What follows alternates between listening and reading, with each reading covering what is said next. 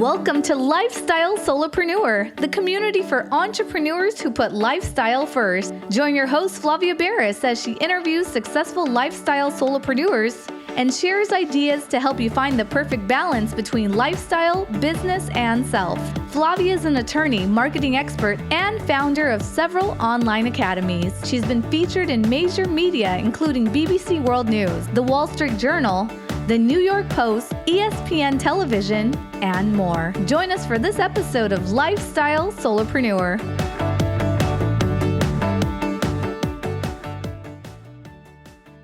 Hey, Lifestyle Solopreneurs. Today we get to speak with Behdad Jamshidi.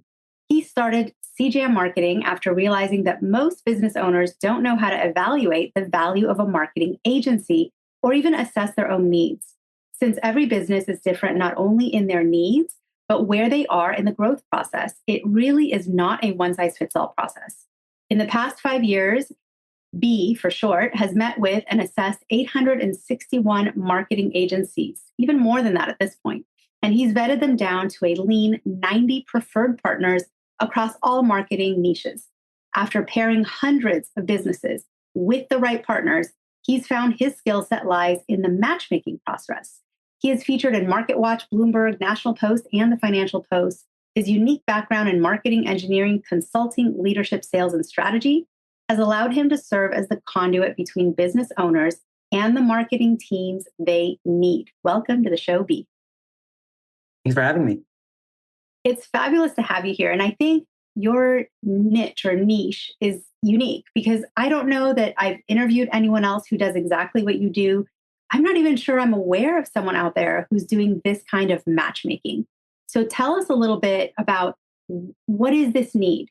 What did you see out in the marketplace and what led you on this path? Yeah, no, great questions. So I think it starts with my backstory a little bit, where I'm actually an engineer. I used to do sales engineering and a whole bunch of other types of engineering, but specifically for a company very similar to Verizon, but up in Canada, it was called TELUS. And I worked on the B2B side of things. I was typically working with mid-sized companies, 50 to 1,000 type employee range, understanding like what's happening within the business from a C-level perspective, IT perspective, and then building out roadmaps of like, how do you get from A to B to C within an organization? And so I built this like skill set of business consulting, sales, leadership, and technology. And I got into marketing really randomly. I was basically started out building out websites, Google Ads, SEO for small businesses, and very quickly didn't like doing 80-hour websites on the weekend. And I was making a pretty solid six-figure salary as an engineer. So I started working with different marketing partners. And as I did that, I noticed that most marketing partners didn't really understand business, and most businesses didn't really understand marketing. And so I'd put these two people in the same meeting and they didn't speak the same language, or agencies are really only good at 1 to 3 things typically, but they say they could do everything. And so I thought, what if I was able to be the bridge for that? And I'd find 10 marketing partners and solve all the world's problems. To this day, as you mentioned, I've talked to 886 different marketing agencies and partners, work with about 11% of those in terms of in my vetted network. And I just connect businesses to the right marketing partners. And that's where I found the gaps in the market. You've invented your own industry in a way, because it's not like you can just model after someone who does exactly what you do. It's so easy in the world of business to say, hey, I want to do what that guy's doing or that gal's doing. They could be a mentor. I want to follow in their footsteps. But you were inventing this on your own.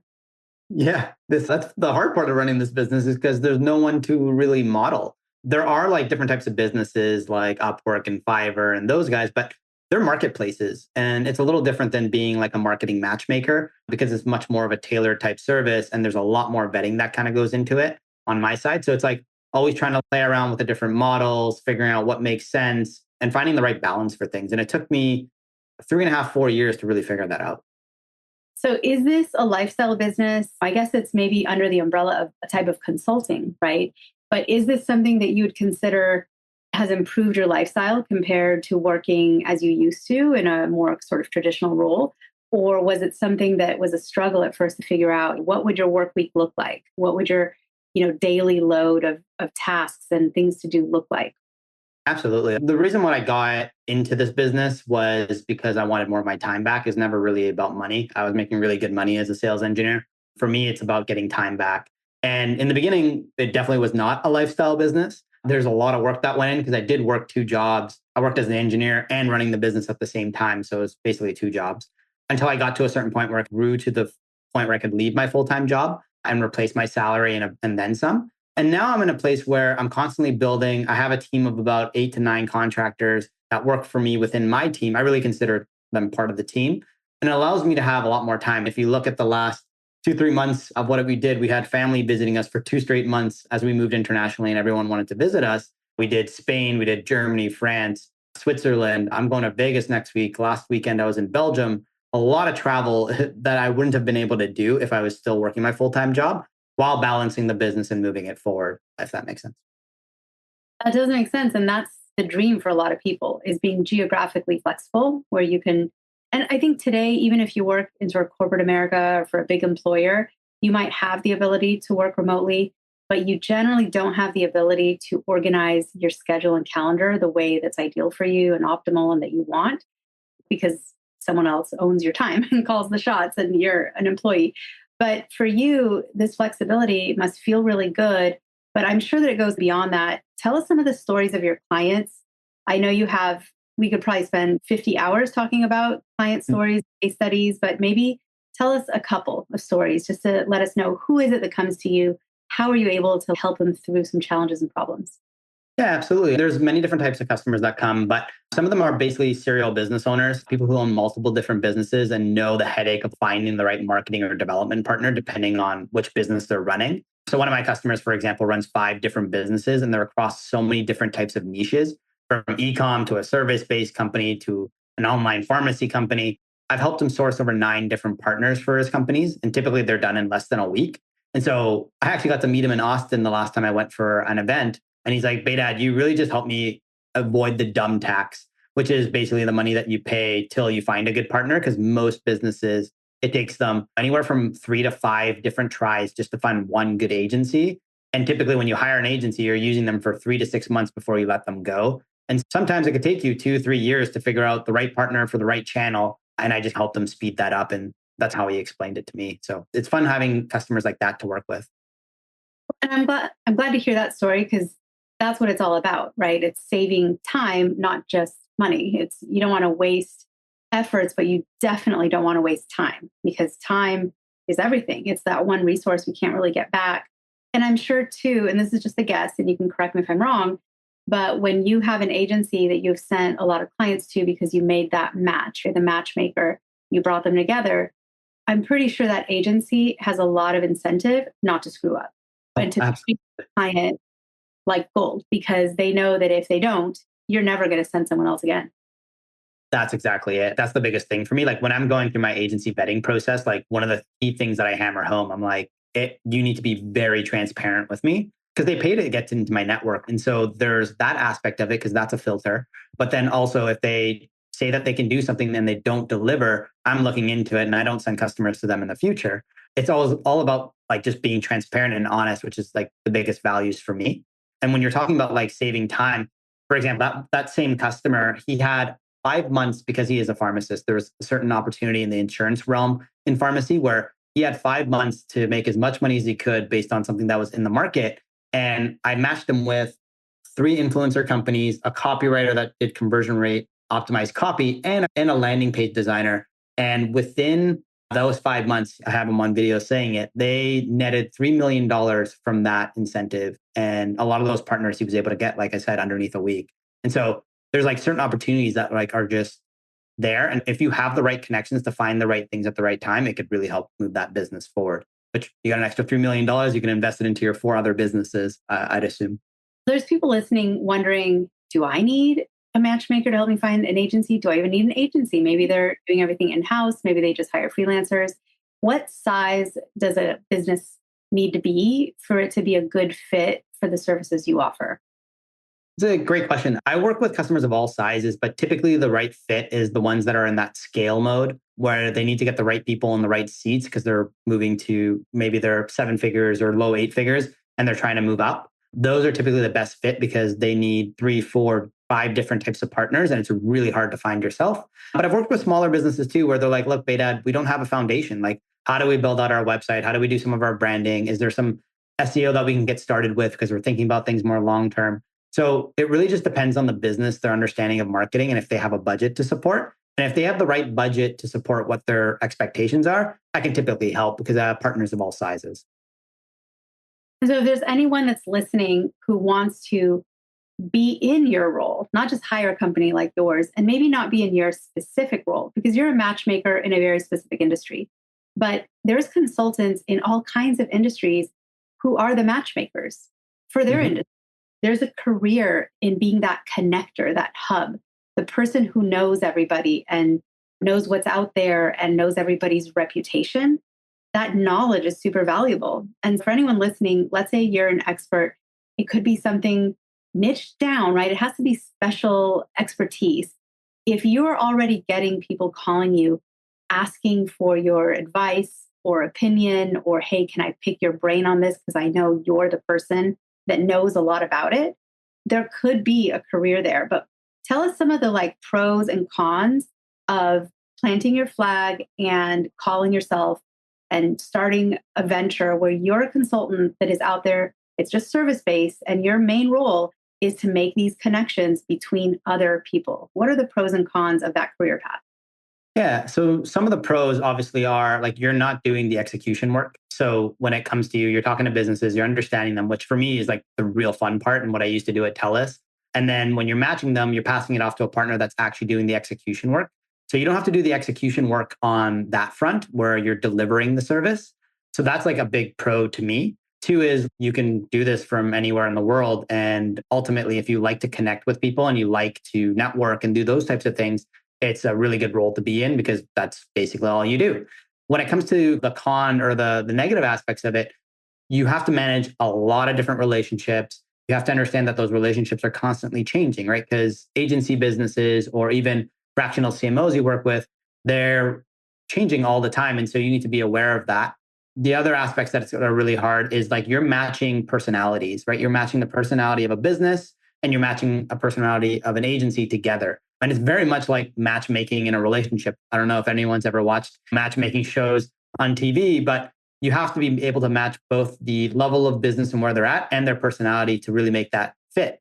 And these businesses, as they're growing on both sides, they do break. And so you need to be aware of that as well. So those would be some of the pros and some of the cons. I could go on forever, but just some of the highlight aspects of it. And it's not a fully passive business either. There's still a lot of lead generation that you need to do, build out your own marketing. The 8 to 9 contractors I was talking about are people that work on my team to work on my marketing, my own brand.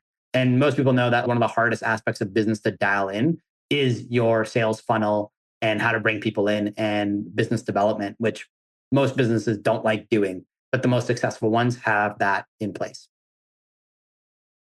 You are probably someone that is in demand in a lot of different directions. I'm sure there's a lot of demands on your time, and people are like, hey, you're a great consultant. Do you want to come in-house with us? Can we just hire you full-time? Can you take on this role, that role?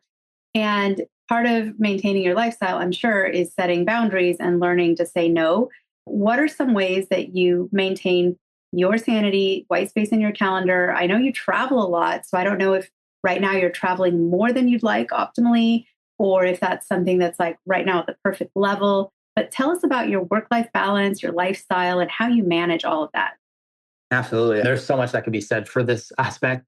So some of the things, for example, is that I'm really focused on not moving the flag. A lot of people, let's say their goal like was to hit $20,000 or $30,000 a month. And as soon as they get to that, they go, my next goal is 50 to 60. And then they hit that. And then they're like, my next goal is 100. And it's just this chase for money, not really knowing why. For me, that's like never really the case. Like I hit some pretty crazy numbers last year. And this year, I didn't change my goals. They're actually half the goals of what I hit last year. Because I was like, this is what I need to sustain the business. This is what I need to sustain my lifestyle. And even when I hit that goal about 4 months into this year, I didn't increase that goal. I just said everything else is considered a surplus. And next year, my goal will be around the same as it was this year. I know people talk about like, if you're not growing, you're dying and all that different type of stuff. But I don't fully agree with that kind of mentality because then you're always chasing. And I think the people that become the most comfortable in life and most fulfilled in life realize that it's not just about money and business. There's family, there's friends, there's the vacationing aspect, and there's other things that really matter to me, which is really community. And when like you said, I get asked on for a lot of different things, and I do sprints for my business. And so I say in Q3, we're focusing on this. In Q4, we're going to focus on something different. And if there's any other ideas that we add to it, those get added to a list and then they get prioritized and pushed forward if they really matter. And if they don't, we just leave them on the list until it makes sense to go at them. So that's to answer the first two questions. On the travel side, the last 2 years, because I left my full-time job 2 years ago almost now, it's been a learning and balance of like how much travel to do. When we were living in Vancouver, it was easier to fly to the US and go to events and conferences. But now that we live internationally, international travel is hard. For example, in March, I did 2 trips to the US and I was like, all right, never doing that again because the jet lag is so brutal to deal with. And so I'm trying to find out the right balance for that. And then during this summer, we had so many people visiting us. And although we love family, we love having them around, it really does slow business around. So it's always just like a conscious thing of figuring out what works, what doesn't work, reflecting on it, and then iterating on it in the future to find the better balance. But yeah, it's been quite a journey and it's been quite fun at the same time. So what are some of the goals that you're excited about? It could be personal or business or something on your personal bucket list coming up in the next couple of years. What are you building towards? And maybe everyone listening, we can all just send you good vibes. Yeah, make that happen. We're behind you. We wish you well on that journey. Yeah, I always had a roadmap. So my goal was leave TELUS when I was making as much or more running my business at CJAM. And then I already passed that. And then the goal was to get CJAM to a place where it's a little bit more automated. So it takes a little bit less of my time, even that it does currently. So getting 1 or 2 of the right people in the right seats in the company. And once that kind of gets played, maybe even next year, I want to start taking some coaching training because I just love learning and I read a lot of books and I have different counselors and I have different business coaches. And just naturally, I love to just coach and help people through hard times. And so I was like, as I'm running my company, I could also take on 1 or 2 coaching clients. But before doing that, I'd love to get trained on it, like legitimately, rather than just doing it naturally and build like systems and processes around that. Because I think that would be something that also helps fulfill me in a different way. And it's like how I built CJAM initially. I worked at TELUS full time while building up my business. And now I'm doing that same kind of thing where getting CJAM to a place where it can run a little bit more automatedly with humans. I don't ever plan on bringing AI or software really to do the matchmaking because I don't think that works. But once I get the right people in place, doing a little bit more coaching and giving back on the other front. One of the fun things about being an entrepreneur, in my opinion, right? This is just opinion, is we get to name stuff. We get to name products and services and company names because that's the beauty of being an entrepreneur. You're creating something from scratch sometimes. So the name of your company is CJAM Marketing. And I'm guessing the jam part comes from your last name, right? Yeah. Where does C come? So tell us, like, how did you come up with CJAM as your name? It's like naming a kid when you get to name your company. Yeah, we went about this the easiest way possible. But initially, when I started the company, it was with a friend of mine that was working at TELUS at the same time, older than I was. And he initially brought me onto this idea of, hey, there's a guy making $50,000 a month doing SEO. And at the time, I had no idea what SEO was and how this guy was making $50,000 a month passively. Spoiler alert, not true. It was not fully passive. But anyways, it got me into the world. And we both thought, hey, let's just start this marketing business and see how it goes. Maybe we can do the same thing that the other guy was doing. And so his last name started with a C. And obviously my last name is Jamshidi. So we just put the two together. And he only stayed in the company for about 3 to 4 months initially. And then he's, hey, B, this is just not aligned with what I want to do long term. But I think you could run it and you can do what you can do. Spoiler alert as well. At that time, I didn't think I could do it. But here we are 5 years later. And so that's how it happened. And I just kept the name because it was just a good reminder of how it all started. And it's just more of a sentimental thing for me at this point.